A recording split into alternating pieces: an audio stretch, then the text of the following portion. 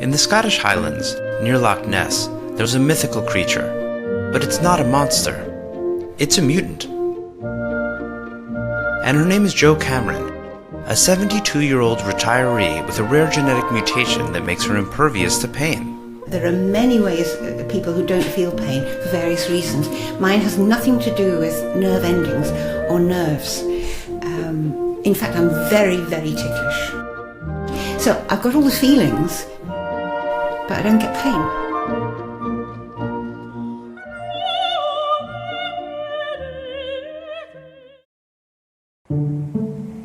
Six years ago, Cameron went to the hospital for hand surgery, a procedure that generally involves an excruciating recovery period. But when she didn't report any pain whatsoever, her anesthesiologist was baffled. The thing I remember about that encounter is somebody telling you, no, I don't want any pain relief. You can do the surgery without it. He obviously thought I was one of those people who on principle would not take painkillers, and he said, you really will, this is going to be really painful. To my amazement, Jo did not take any painkillers at all till her discharge, and when I looked at her pain scores noted by the nurses, it was 0 out of 10 throughout. He said, do you mind if I check your medical records? Because this is a very, very strange occurrence. And her story got more and more interesting. She had walked out of a car crash at age 8 years with broken collarbones without any pain.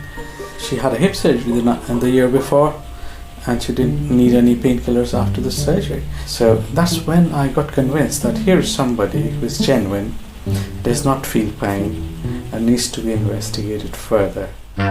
Dr. Srivastava and a team of researchers analyzed Jo's DNA and discovered that her condition is the result of a mutation on two related genes called Fa and Fa-out. We all have these genes, but hers are missing the component which is responsible for breaking down a chemical in our brains called anandamide, often called the bliss molecule. Anandamide is named after the Sanskrit word for joy, bliss, or happiness. It is a kind of endocannabinoid, named for the plant that led to its discovery, cannabis sativa, a common strain of marijuana. Because Jo doesn't break down the anandamide, the high concentration in her brain is responsible for her insensitivity to pain, as well as other characteristics: no stress, no fear, and a perpetual good mood. Because I don't get stressed, I don't get angry, I don't get depressed. I've been very lucky. Here is somebody who doesn't really suffer from sadness or melancholia as we know it. This points to a link between emotional and physical pain. And according to Dr. Srivastava, the implications may go even further. What Jo tells us is that the endocannabinoids have a major role in pain as well as for relieving anxiety. And more interestingly, from the surgical perspective, an accelerated wound healing. My scars disappear very quickly, really quickly. Studying Cameron's unique condition could have a profound impact on the future of pain treatment medication.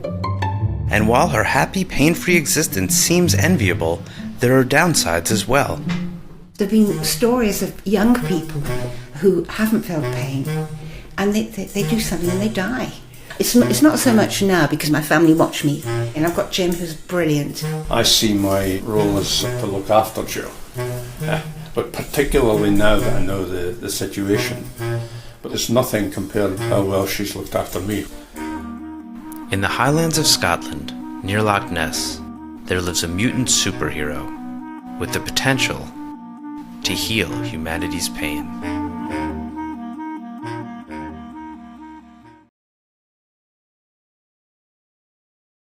So whether it's physical or emotion, imagine what life would be like without any pain at all. Any pain? You don't feel pain. Like, for instance, no, don't. I hate pain. Ow! Stop!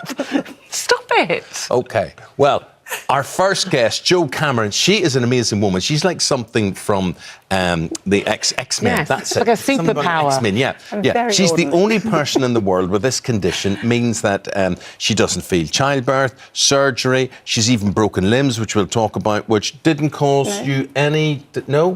Get out. What did you break? My arm. When I was 8, I fell when I was roller skating, and I just went into the house, didn't tell anyone. And 3 days later, my mother said, "Your arm looks a bit strange. It's a very cut. We better go and see what you've done." And I'd broken it, and I didn't know. Didn't feel any pain at all? No. Wow.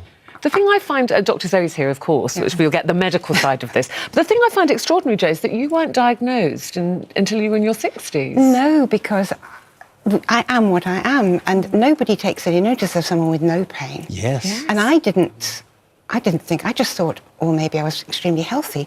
And I also thought I was clumsy because I was always having marks and bumps on my arm.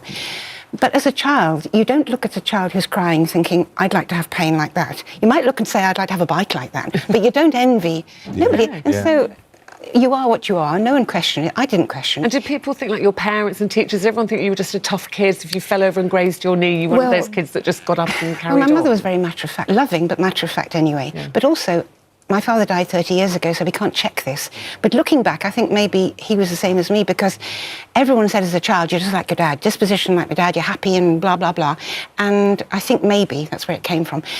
But people don't, doctors don't. If you're not in pain, there's so many people who are in pain. They're the ones who are looked at and noticed. But you've got 2 children. Yeah. So women experience pain in childbirth. So surely at that point, I kind of get the childhood thing, but in childbirth, there's thinking this woman's like experiencing no pain at all. This is extraordinary. I didn't have my first child until I was 30, and my second at 42. For no reason, it just didn't happen. And by that time, by 30, all my friends had babies, and they all said, take everything that's going. Everything that's going. Don't be a martyr. So in my head, I went into childbirth thinking, I'll take everything that's going. And all the time I was in labour, I was thinking, when it gets painful, I'm taking something. Yeah. When it gets painful, but it never got painful. And because in a labour ward, there are so many other women requiring, nobody noticed, no one bothered. Because I didn't ask for anything, I just had the baby.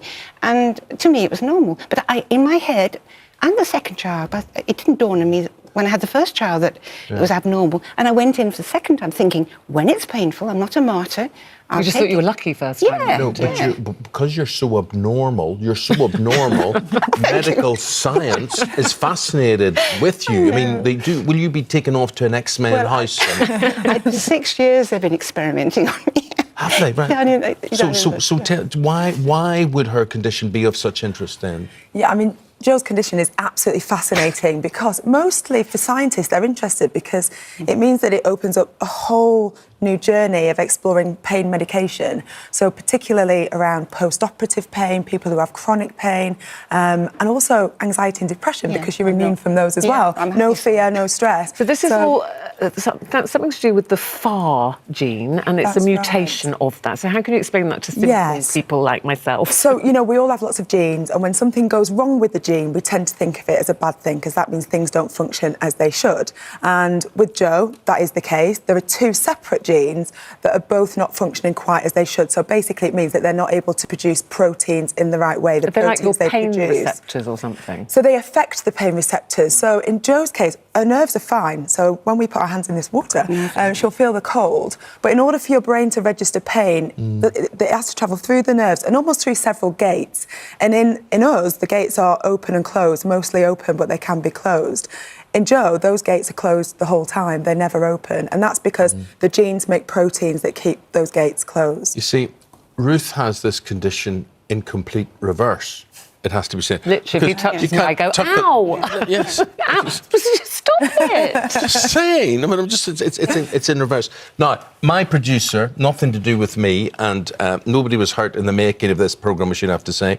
My producer says that this is a Scotch bonnet, which is a form of chili, which is the hottest known thing on planet Earth, apparently, if you eat this sort of thing. And apparently you just can't... Zoe, you're a doctor here. This will raise her blood pressure, this will hurt her mouth, this would... my producer said to me, eat one with her, Eamon. I said, no. So... Not even a slice? Not even a slice. Not even a slice. Are you seriously going to chew this? I've only had one once before, and that was on video. I'll try it. Right, are we okay? Is everybody happy with their time with it? Are you happy, Zoe? Okay. Yes. Go on, I'll try it. Just a little bit. Just a little bit. So would it be like so you can't taste burning in your mouth, and if you were to swallow that, I'm not suggesting you do, but you could swallow it, and then nothing down your esophagus into your stomach. Oh my word! So what? It's Oh weird. no, don't eat any more. It's weird. I think that's fine. That's probably enough.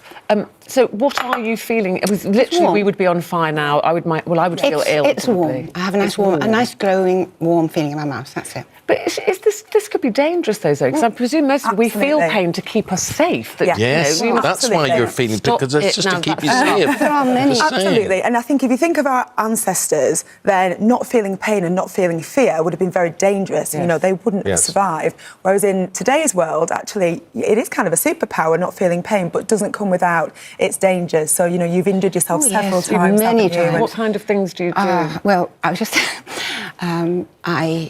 when my second child was about 6 months old, I was going to the hairdressers, and I got her in the car, back of the car, parked the car at the hairdressers, and I got out of the car, took the buggy out of the boot, opened the back door where she was, locked the rest of the car so that I could just slam the door when she was in, so I didn't have to fiddle with keys. Put the key in my pocket, got her out, had her in my arms, and then went to shut the door, but forgot to take my finger away.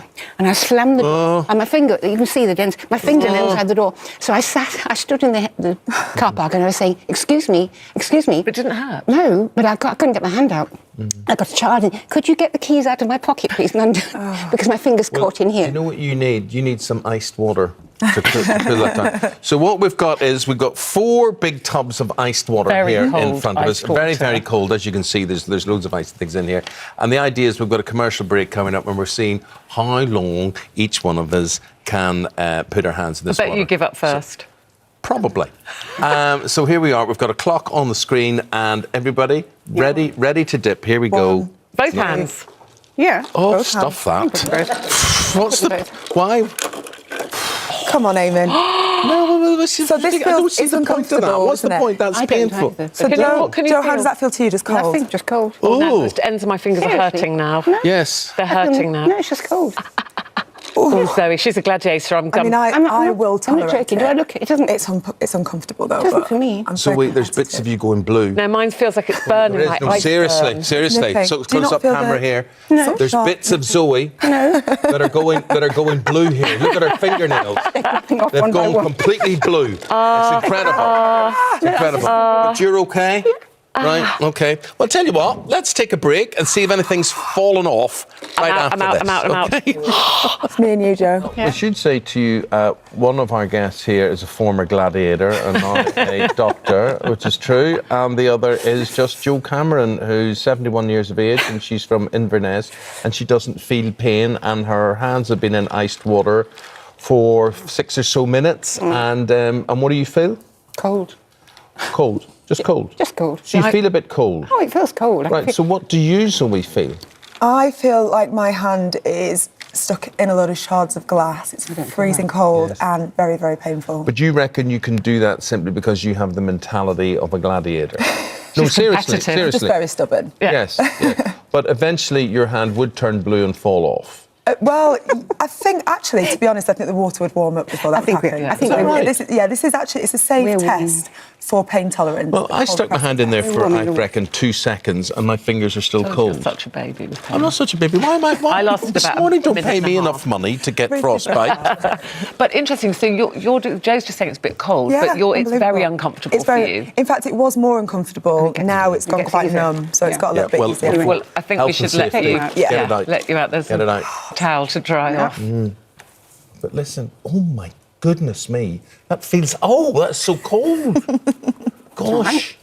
But You are also, amazing. this gene mutation makes you very happy, a very happy person Yes, as well. yes. I produce. Is it an anandamide? Is that what it is? I Yes. produce, Yeah, I produce protein, yeah. 7 times more than other people. I And- must produce that as well. Well, when I had my hip replacement, Yes. people didn't know about this then, and I automatically they give you without asking a slow release morphine injection. yeah. Within minutes of having it, I became very sick. Yeah. I was very ill. My hip didn't bother me, but Yeah. for 2 days I was And very you could sick. do it yourself. Well, they realise now that they must have given me an overdose. I already had it in your system. Yeah, and giving me they gave me the equivalent of an overdose. They overdosed me on morphine. I mean, lovely. Eamon's had hip surgery, Yes. and you had just paracetamol, no pain. I didn't have paracetamol. Yeah. Same as me. I took hardly any drugs, and I was always Didn't happy. complain at Didn't all. complain at all about the whole thing. Yeah. But thank you. It's been lovely meeting you. It's been lovely meeting you, Joe. Anyway, Zoe, thank you. Thanks, Get a nice Doctor. Thank you very much tea, indeed. warm Yeah, up it's your warming hands. up.